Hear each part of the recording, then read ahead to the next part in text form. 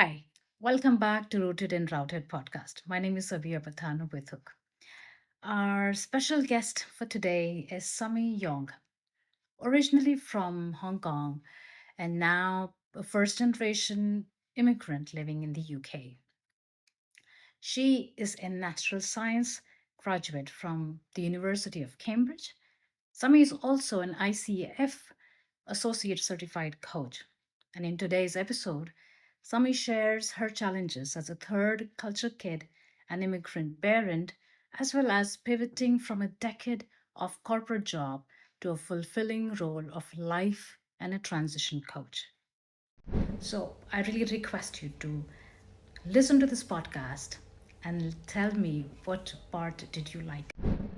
Welcome, Summie. Thank you, Sabia, for having me. It's a pleasure to be here. Can't wait to talk about my experience as an immigrant in the UK. Absolutely, yes. So, growing up in Hong Kong and now in the UK, raising your kids, how has that shaped your identity? I when you migrate from a country to a completely different country, uh, it does influence your personal and professional journey. How has that been for you? Mm. I guess for a bit of context, I moved to the UK at the age of 15. I was originally from Hong Kong. My parents have pretty much stayed behind as I migrated to the UK. I studied, I found work in the UK, moved to London, and then basically carried on starting a family and being here. For me, this is a very unexpected journey. I think back in the age of 15, I would never have thought that I would stay in the UK for this long. The thought was always that I would study here, but then go back to Hong Kong. I think part of my parents still wishes that I will be back in Hong Kong. And that's not to say never as well for myself. I think for me is that I've gone through a lot of thinking around this lately.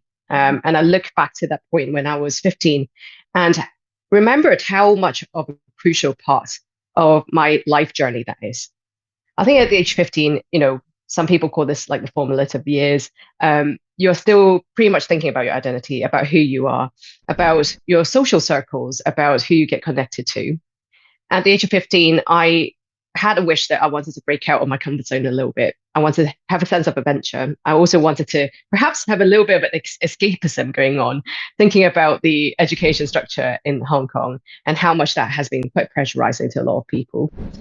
With all of that in mind, I decided to come to the UK. I look back then and think about actually how big a risk that was for myself and my family as well. I didn't really know anyone in the UK. I know a couple of people who've gone to study with me just from previous education. And one of them's thankfully my best friend as well at the time. And I think that has really helped me settle in well. But at the same time, there was a lot of cultural differences between Hong Kong and the UK. And studying in a boarding school away from your parents is obviously also very different from being at home every single day as well. So that has changed a lot around my perspective of how I see the world and how I see perhaps friends around me and people that are connected around me as well. I would say that it's probably one of the biggest risks I've taken in my life so far. Or maybe apart from having kids, actually. But, that was a big, big moment that I look back to my life on. And I guess, that has really helped me to think about my sense of how, much of a risk appetite do I have? And I think that's really helped me think about my career transition differently. It's helped me think about how I could stay here as an immigrant as well differently. But we could definitely dig into more of that so-called like third culture kid identity or cross-cultural kid identity in a little bit as well. Yeah, yeah. And I think for you, it must be quite hard to see the difference between yourself and the surrounding, right? When you are alone, especially when you don't have anybody in the UK. I think that must have been really hard. Mm. Yeah, I think it's interesting because in a boarding school, you do get a sense of community from people around you. And I think growing up, I was thankful that there were actually quite a few people from my own culture that I could really relate with and resonate with. That said, when it comes to big things like festivals, the school probably doesn't do very much at the time, especially back in the day, to celebrate things like Chinese Lunar New Year. And we would have to do our own thing, right? To order Chinese takeaway, to like maybe just do instant noodles at times when there isn't very much going on. But I think that really made me reflect on, yes, that has been a big journey, but also we built up so much resilience and a sense of community through Yeah. all of this experience as well as an immigrant or, a student who's studying abroad.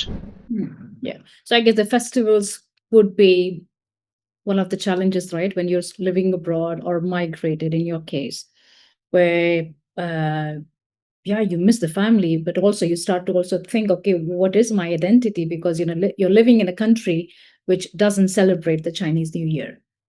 But Yeah, yeah, the community, still, I think it will not be the same like in the home country. And I think that is one of the challenges that you faced, or maybe in fact everybody who's migrating to another country faces. So besides this, any other defining challenges that is really that you face growing up in between this culture? yeah. I think that's a great question because identity is something that I think we all struggle with as multicultural people. And one of the biggest challenges that I come to realize in, I guess, recent years is that, yeah, I feel like back in the day, I was near the here or there. Yeah. So actually, when I go back to Hong Kong, I feel like I was a bit of a different person compared to a lot of people who were born and bred in Hong Kong. I would understand, pop culture, for example, differently. I probably go back and be like, who's this guy who's singing on TV? I don't no longer follow that trend very well. Back here, I still feel a little bit of it, like an outsider. One is because of my color of my skin. People still sometimes walk up to me and be like, "Oh, you speak perfect English," and still to the point that this still happens today.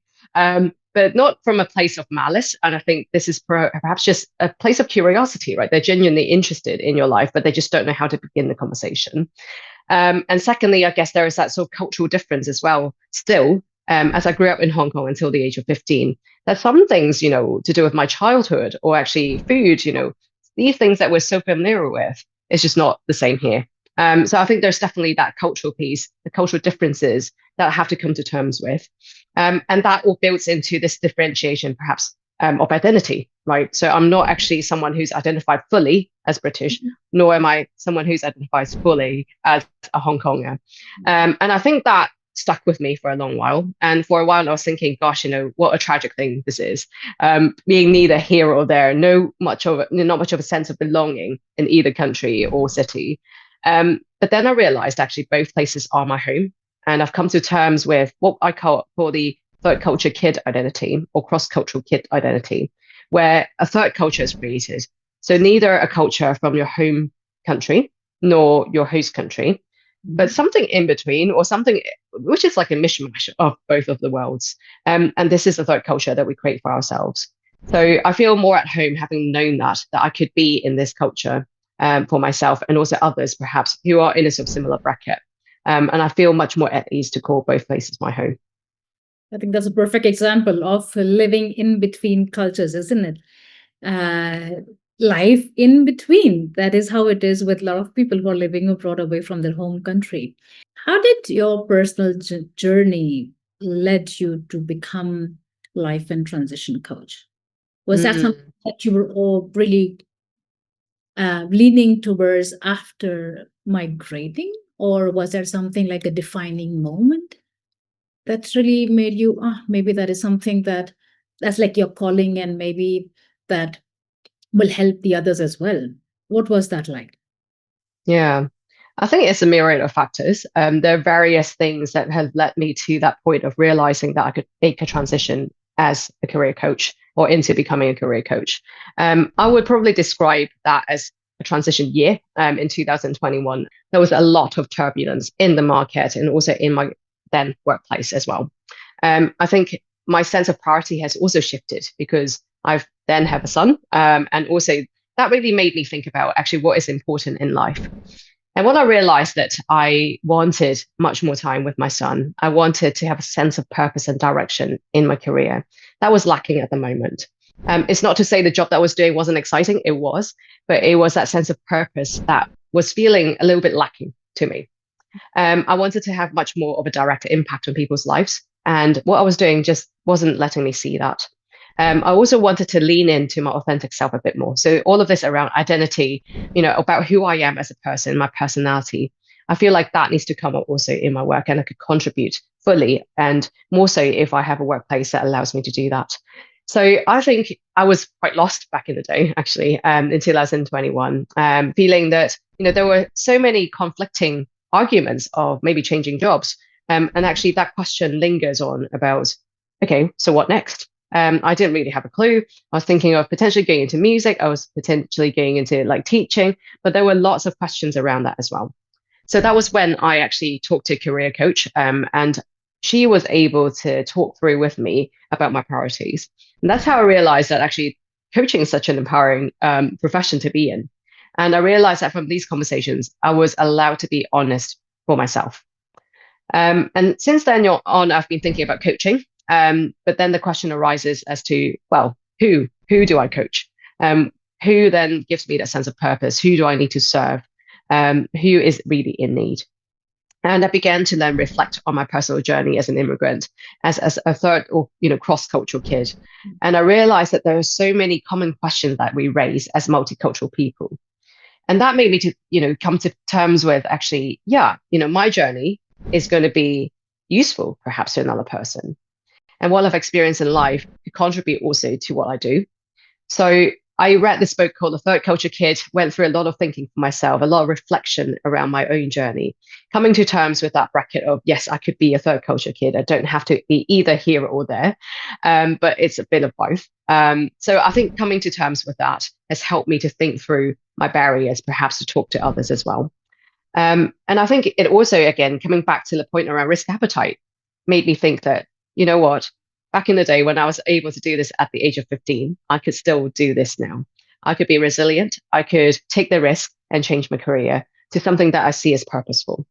So a myriad of these things wrapped up in a bundle. And that's how I got to change my career into becoming a career coach. Yeah, I think the lived experiences really gives you that power to think beyond, right? Had you not been in UK and probably back in Hong Kong, maybe your life would have been quite different. But since Mm, you moved and lived how life is in a different culture altogether, you have been working specifically in with NEET individuals. Can you talk a little bit what exactly that is? sure. So for context, I work for an organization called Resurgo, and Resurgo runs these programs called the SPEAR program, which supports young people within the age bracket of 16 to 24 who are not in employment, education, or training, hence NEET. I actually found this job through just searching on the charity website and realized how much it matches to my passion.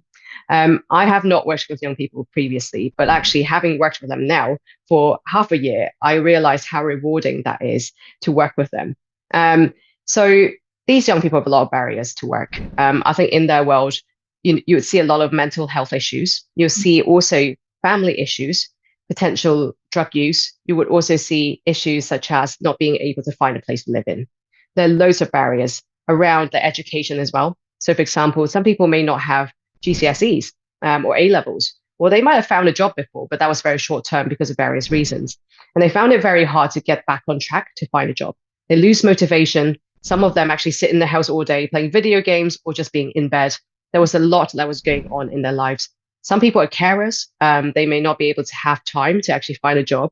And all of this is why they have come to us for help.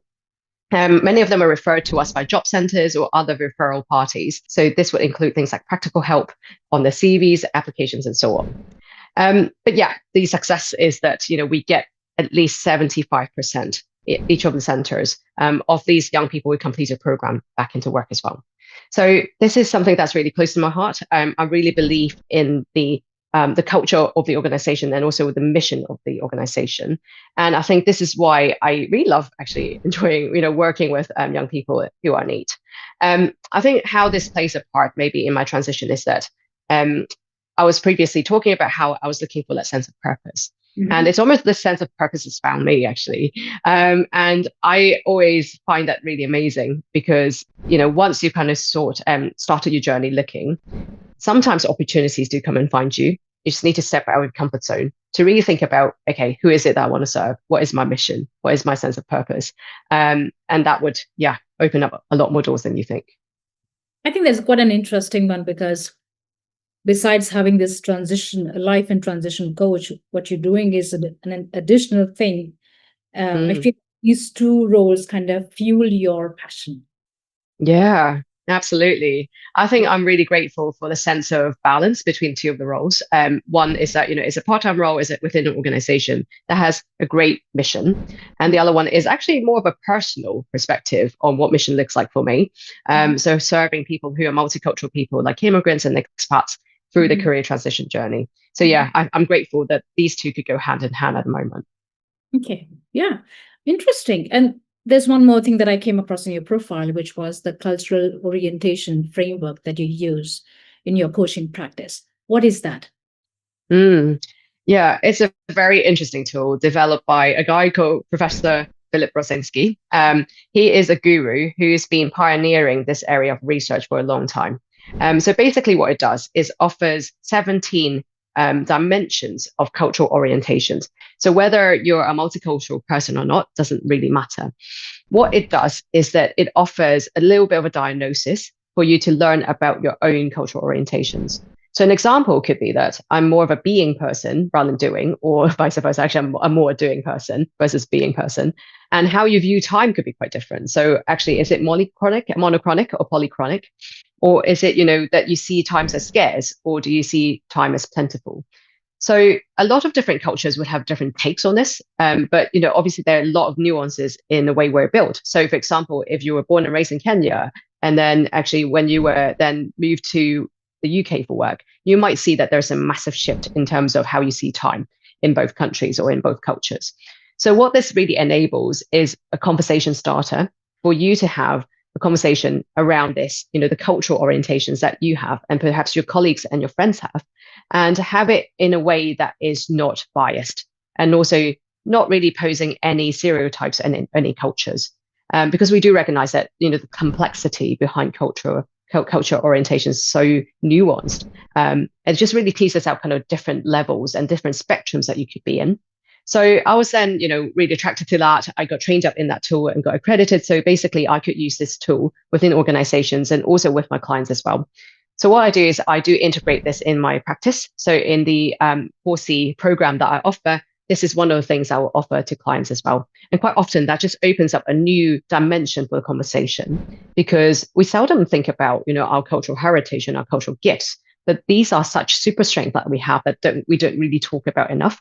And I think even in interviews, in settings that are like a professional setting, you could talk so much more about your cultural gifts that could be beneficial for the wider organization as well. So it's really interesting that, from different cultures, together in London, we're immigrants as well. But actually, if we have different cultural upbringing, that our view on time could be vastly different.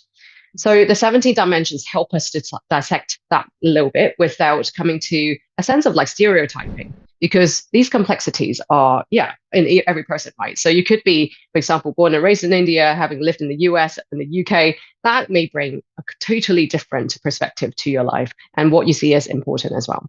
So this really takes away the stereotyping, the biases, and allows us to have a deeper conversation about our culture in a sort of, yeah, neutral way, to discover, what is different between us. So this tool could be used in teams. It could be used individually. I use that with some individual clients as well. At the moment, also trying to kind of introduce that to my organization. So hopefully to bring about some deeper and more meaningful conversations around culture.